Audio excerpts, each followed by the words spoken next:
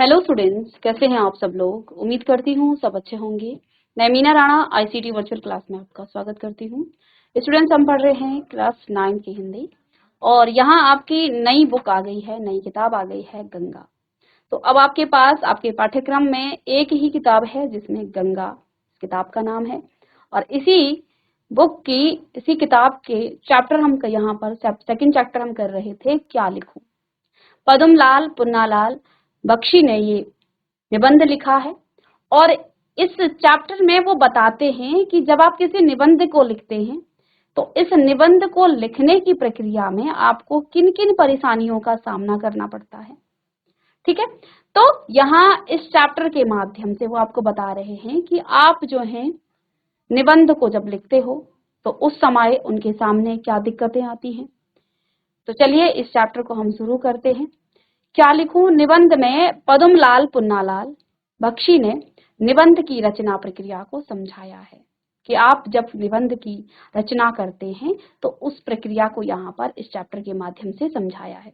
इस निबंध में उन्होंने दूर के ढोल सुहावने, एक कहावत है दूर के ढोल सुहावने, मुहावरा, जिसमें हम कहते हैं कि जो दूर की वस्तुएं हैं या दूर के जो लोग होते हैं वो अच्छे लगते हैं, लेकिन जब आप उसके नजदीक जाते हैं, करीब जाते हैं, तो वो जो है कहीं ना कहीं कमियां हमें दिखती हैं, लेकिन दूर से सब लोग अच्छे दिखते हैं।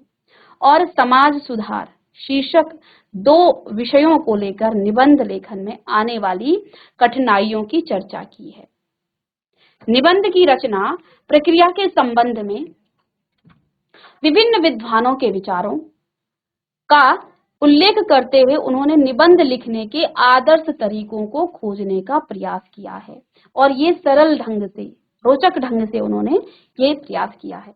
लेखक ने अपने विचारों को प्रकट करने के लिए साहित्यिक और सांस्कृतिक संदर्भों का अत्यंत प्रभावी ढंग से प्रयोग किया है। इस निबंध की आत्मपरक शैली, जिसमें लेखक स्वयं पाठकों से संवाद करता है, यानी कि वो जो है, जो पढ़ने वाले हैं उनसे वो स्वयं ही संवाद कर रहे हैं, उनसे बात कर रहे हैं, यानी कि हम जो पढ़ते हैं ना इनके निबंध को, तो हमें ऐसा लगता है कि जैसे वो हमसे कुछ प्रश्न कर रहे हैं और फिर अपने विचार हमारे सामने कह रहे हो जब आप इस चैप्टर को पढ़ोगे। ठीक है, तो इस प्रकार से जो इसे अधिक जीवंत और आत्मीय। अब देखिए, जब आप कोई लेख पढ़ रहे हो और उस लेख से आपको लग रहा है कि उस लेख में प्रश्न आपके लिए है, तो फिर आपको वो जीवंत तो लगेगा ही, आत्मीयता भी उसमें आएगी, प्रभावशाली भी वो बनेगा। तो इसी तरह से जो है ये जो निबंध है, ये जो चैप्टर है, वो आपका जो है एक जीवंत, आत्मीय और प्रभावशाली बनाती है। आइए निबंध लेखन की अन्य प्रक्रियाओं को समझने के लिए हम पढ़ते हैं, क्या लिखूं।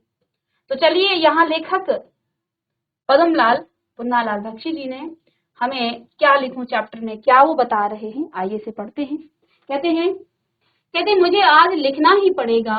अंग्रेजी के प्रसिद्ध निबंध लेखक A.G. गार्डिनर का कथन है कि लिखने की एक विशेष मानसिक स्थिति होती है। कहते हैं आज मुझे लिखना ही पड़ेगा। ठीक है, कहते हैं अंग्रेजी के जो प्रसिद्ध लेखक थे, निबंध लेखक A.G. गार्डिनर का कथन है कि लिखने की एक विशेष मानसिक स्थिति होती है, यानी कि जब आप लिखते हैं ना तो आपकी मन की स्थिति एक विशेष तरह की होती है। उस समय मन में कुछ ऐसी उमंग सी उठती है, हृदय में कुछ ऐसी स्फूर्ति सी आती है, मस्तिष्क में कुछ ऐसा आवेग सा उत्पन्न होता है कि लेख लिखना ही पड़ता है। ऐसा कथन किसका था? अंग्रेजी के प्रसिद्ध निबंध लेखक A.G. गार्डिनर, कि जब आप कुछ लिखते हो तो उस समय आपके मन की जो मानसिक स्थिति होती है वो विशेष होती है, खास होती है। उस समय मन में कुछ ऐसी उमंग सी उठती है, यानी कि आपके अंदर जो है एक खुशी सी, आपकी जो है लिखने की लहर आपके मन में उठती है, और साथ में हृदय में कुछ ऐसी स्फूर्ति भी आती है, आपका हृदय जो है स्फूर्ति से भर जाता है। मस्तिष्क में कुछ ऐसा आवेग सा उत्पन्न होता है कि लेख लिखना ही पड़ता है। उस समय विषय की चिंता नहीं रहती। तो ये गार्डिनर जी कह रहे हैं कि उस समय आपको विषय की चिंता नहीं होती कि आप उस विषय के बारे में क्या लिख रहे हैं। आप अपने मन से, अपने मन की जो स्थिति है, अपने हृदय का जो वेग है, उससे आप लिखते हैं। आपको विषय की बिल्कुल भी चिंता नहीं रहती। कोई भी विषय हो उसमें हम अपने हृदय के आवेग को भर ही देते हैं। ऐसा कथन है गार्डिनर का। हैट टांगने के लिए कोई भी खूंटी काम दे सकती है, उसी तरह अपने मनोभावों को व्यक्त करने के लिए कोई भी विषय उपयुक्त है। असली वस्तु है हैट, खूंटी नहीं। इसी तरह मन के भाव ही तो यथार्थ वस्तु है, विषय नहीं। ये कथन था गार्डिनर। गार्डिनर साहब के इस कथन की यथार्थता में मुझे संदेह नहीं। यहाँ पर लेखक कहते हैं कि ये जो कथन ऊपर गार्डिनर साहब ने कहा है, इस कथन पर मुझे संदेह नहीं, पर मेरे लिए कठिनता यह है कि मैंने उस मानसिक स्थिति का अनुभव ही नहीं किया। तो लेखक कहते हैं कि गार्डिनर साहब ने जो कथन कहा है, मुझे इस पर कोई संदेह नहीं है कि ऐसा होता है, ऐसा होता ही होगा, ऐसा मुझे कोई संदेह नहीं है। पर कहते हैं मेरे लिए ये कठिन है कि मैंने उस मानसिक स्थिति का अनुभव ही नहीं किया है, जिसकी बात गार्डिनर साहब कह रहे हैं कि मन के भाव जो है एक अलग सी मनोस्थिति होती है।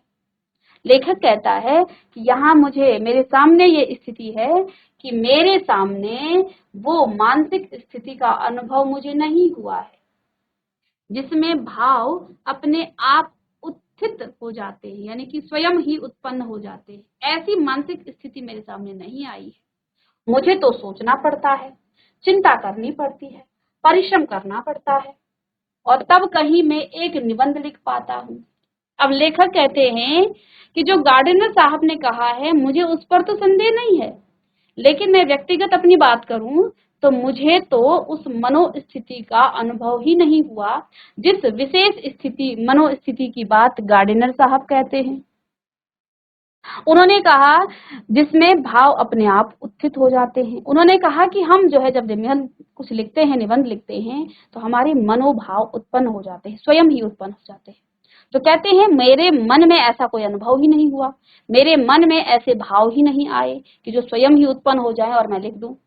मुझे तो सोचना पड़ता है। लेखक कहता है मुझे जो है किसी भी निबंध को लिखने के लिए सोचना पड़ता है, चिंता भी करनी पड़ती है और परिश्रम भी करना पड़ता है, तब कहीं मैं एक निबंध लिख सकता हूँ।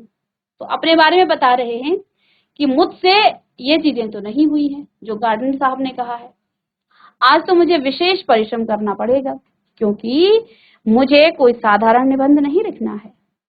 तो अब कहते हैं कि मुझे आज कुछ ज्यादा ही मेहनत करनी पड़ेगी क्योंकि मुझे कोई साधारण निबंध नहीं लिखना है। आज मुझे नमिता और अमिता के लिए आदर्श निबंध लिखना है। यहाँ लेखक कहते हैं कि आज मुझे नमिता और अमिता के लिए आदर्श निबंध लिखना है। अब नमिता का आदेश है कि मैं दूर के ढोल सुहावने होते हैं इस विषय पर लिखूं, और अमिता का आग्रह है कि मैं समाज सुधार पर लिखूं। तो दो यहाँ पर चरित्र हैं, दो कैरेक्टर हैं, नमिता और अमिता, जिसमें लेखक कहता है कि मेरे सामने नमिता और अमिता ने दो विषय रख दिए हैं।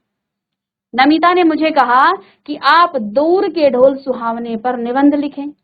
दूसरी तरफ अमिता ने कहा कि आप किस पर, समाज सुधार पर निबंध लिखें।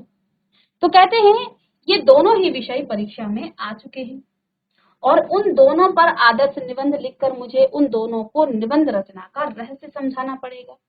अब इन दोनों ने जो मेरे सामने क्वेरी रखी है कि इन दोनों पर हम निबंध कैसे लिखें। एक विषय है कि दूर के ढोल सुहावने होते हैं, दूसरा विषय है समाज सुधार। अब देखिए दोनों में क्या अंतर है। पहले हम विषय की गहराई को समझेंगे। दूर के ढोल सुहावने होते हैं, ये एक क्या है, मुहावरा है, और इसका अर्थ क्या होता है कि जो दूर की वस्तु होती है या दूर के जो लोग होते हैं वो आपको अच्छे लगते हैं, है ना। और अक्सर जो है हमारे घरों में ये कहावतें होती ही रहती हैं, हमारे समाज में भी। लेकिन देखिए दूसरा जो टॉपिक है वो समाज सुधार का है। अब आप चंद पेजों में, कुछ शब्दों में इन दोनों पर निबंध यानी कि वो सारा विस्तार आप कैसे करते हैं। देखो निबंध में हर एक ही चीज नहीं लिखी जाती है। जब भी आप किसी विषय पर निबंध लिखते हो, आपने लिखा भी होगा, क्लास 9th में आप आ गए हैं, तो आपको निबंध लिखने को दिया जाता है, तो आप उसके बारे में सारी चीजें लिखते हो। पहले तो आप उसका इंट्रोडक्शन देते हो, प्रस्तावना उसके बारे में देते हो। जैसे आपको पेड़ों पर जो है निबंध या पर्यावरण पर निबंध दिया जाए तो ये जनरल एक क्या है टॉपिक है, तो वहां पर आप सबसे पहले तो समझाएंगे कि पर्यावरण क्या है, ठीक है, पर्यावरण से हमें क्या क्या जो है चीजें मिलती हैं या क्या उपयोग हमारे आता है, साथ में उसके क्या नुकसान हम कर रहे हैं या इसके हमें संरक्षण कैसे करना चाहिए। बहुत बड़ा टॉपिक बन जाता है ये। इसमें आपका जो है वायु आता है, फिर आपका मृदा प्रदूषण, पर्यावरण प्रदूषण से क्या क्या हमें हानियां होती हैं, क्या क्या हमें इनसे लाभ हैं, बहुत बड़ा ये टॉपिक बन जाता है। तो निबंध लिखना जो है एक कला है जिसमें आप एक विषय की कुछ शब्दों में जो है उसे क्या करते हो, लिखते हो। आपने देखा होगा बड़े बड़े जो एग्जाम होते हैं जिसमें आपका स्टेट के जो पीसीएस लेवल के होते हैं या फिर आपके जो यूपीएससी लेवल के होते हैं, वहां पर निबंध के ही प्रश्न जो है आपके दो अलग सा पेपर होता है।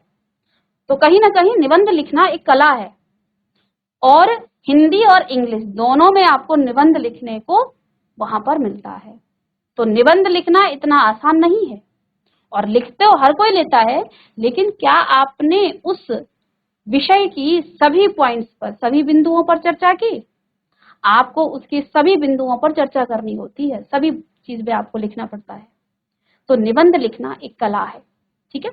तो यहाँ पर गार्डनर साहब के जो शब्द थे, जो विचार थे, उनसे जो हमारे लेखक हैं वो क्या कहते हैं, उन्होंने जिस बात को कहा मुझे संदेह तो नहीं है, लेकिन मेरे लिए यह कठिन है, यानी कि मेरे संदर्भ में मैं अपने व्यक्तिगत की बात करूं तो मुझे जिस मानसिक स्थिति, उन्होंने कहा ना कि जब आप कुछ लिखते हो, कुछ निबंध लिखते हो, तो आपकी जो विशेष मानसिक स्थिति आपकी आ जाती है, आपके मन के भाव जो है स्वयं उत्पन्न हो जाते हैं और आपने हृदय से जो है आपके भाव निकलते हैं और उन्हीं भाव को आप उस निबंध में जोड़ देते हो।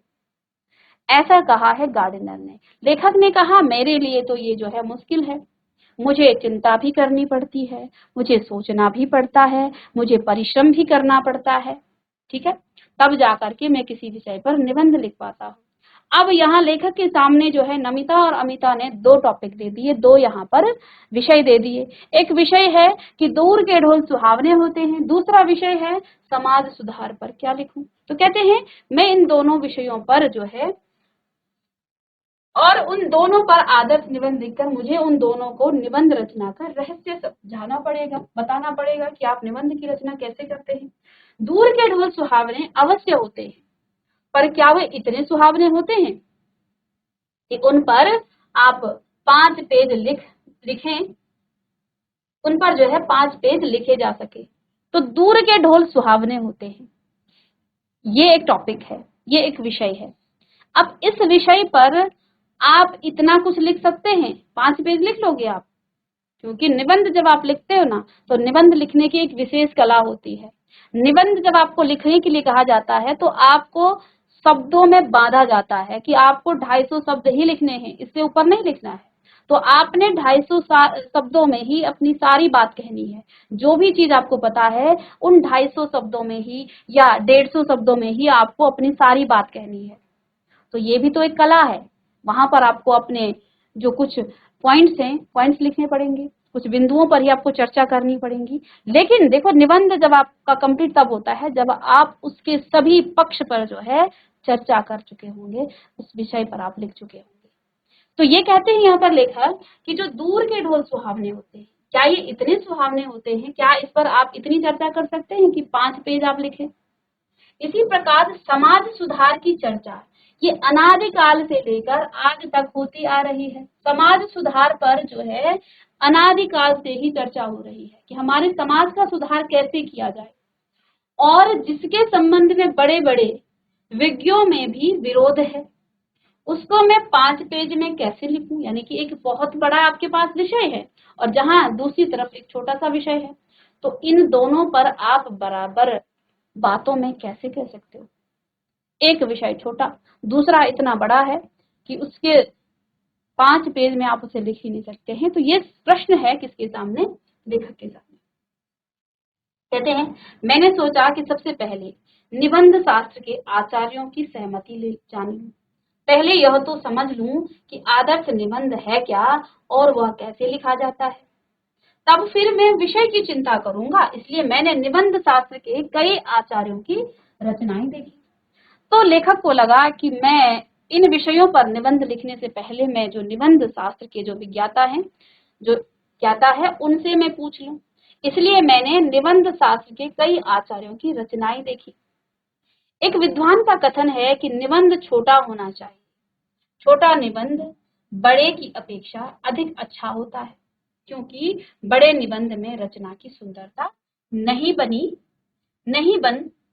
रह सकती। इस कथन को मान लेने में ही मेरा लाभ है। तो अब यहाँ पर कहते हैं, जब मैंने अनेक विद्वानों के निबंध शास्त्र के कई आचार्यों की मैंने रचनाएं देखी, तो वहां पर क्या देखा कि एक विद्वान का क्या कथन है कि निबंध छोटा होना चाहिए, और छोटा जो निबंध है वो बड़े की अपेक्षा अधिक अच्छा होता है, क्योंकि बड़े निबंध में रचना की सुंदरता नहीं बनी रह सकती। इस कथन को मान लेने में ही मेरा लाभ है। मुझे छोटा ही निबंध लिखना है, बड़ा नहीं।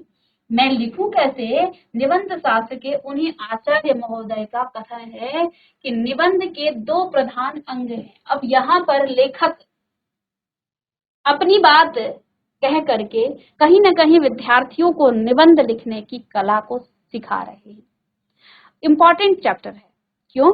क्योंकि यहाँ से हमें निबंध कैसे लिखा जाता है ये वो बताना चाहते हैं। कहते हैं कि एक निबंध शास्त्री की जो रचना थी उसको मैंने पढ़ा, तो उसमें क्या लिखा था कि निबंध छोटा लिखा जाना चाहिए, क्योंकि जब आप बड़ा निबंध लिखेंगे तो उसकी जो रचना होती है उसमें सुंदरता जो है नहीं बनी रहती है। आप बड़ा लिखेंगे, बड़े लिखने के चक्कर में आप अपने शब्दों को बार बार रिपीट करोगे, और जब आप रिपीट करोगे तो फिर वो आपकी जो रचना की जो सुंदरता है वो नहीं बनी रहती है। अब आप पॉइंट टू पॉइंट लिखोगे, बिंदु तो बिंदु, एक बिंदु के बाद दूसरा बिंदु लिखेंगे, रिपीट नहीं करेंगे, पुनरावृत्ति आप शब्दों की नहीं करोगे, तो आपकी जो रचना होगी वो ज्यादा अच्छी होगी। तो जब लेखक ने ये पढ़ा तो उनको लगा कि हाँ ये ठीक है, मुझे कुछ ऐसा ही करना चाहिए।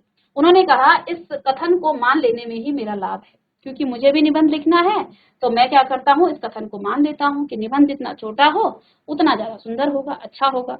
उन्हीं आचार्य का कथन है कि निबंध के दो प्रधान अंग है। उन्हीं आचार्य ने जिन्होंने कहा कि निबंध छोटा होना चाहिए, उन्हीं का कथन क्या था कि निबंध के दो प्रधान अंग होते हैं, एक है सामग्री और दूसरा है शैली। एक है सामग्री और दूसरा है शैली। पहले तो मुझे सामग्री एकत्र करनी है, समान विचार समूह। अब यहाँ पर जब आप लिखते हैं तो सामग्री का अर्थ किसी सामान से, किसी वस्तु से नहीं है, आप विचारों का समूह आपको करना होगा, अपने विचारों को आपको संचित करना होगा। इसके लिए मुझे मनन करना चाहिए। पहले मुझे अपने मन में ही अपने विचारों को एकत्र करना है। ठीक है? यह सच है कि जिसने जिस विषय का अच्छा अध्ययन किया है उसके मस्तिष्क में उस विषय के विचार आते हैं। तो ये तो सही बात है, जिसको जिस विषय की ज्यादा जानकारी होगी तो उसके मस्तिष्क में उन्हीं विचारों से उसका मस्तिष्क भरा होगा।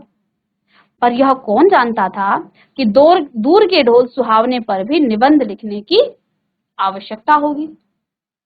अब उनके सामने समस्या है, क्योंकि दो छात्राएं हैं जिन्होंने इनके सामने दो विषय रख दिए। दूर के ढोल सुहावने होते हैं, उस पर जो है आपको निबंध लिखना है। ठीक है?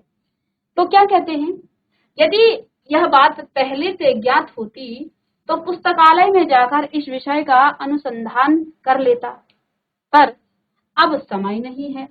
मुझे तो यही बैठकर 2 ही घंटे में 2 निबंध तैयार कर देने होंगे। यहाँ न तो विश्वकोश है, न कोई ऐसा ग्रंथ जिसमें इन विषयों की सामग्री उपलब्ध हो सके। अब तो मुझे अपने ही ज्ञान पर विश्वास कर लिखना होगा। तो अब लेखक कहते हैं कि अब मेरे पास इतना टाइम तो है नहीं कि मैं किसी विशाल पुस्तकालय गृह में जाकर के पुस्तकालय से उसको पढूं, वहां से ज्ञान संचय करूं।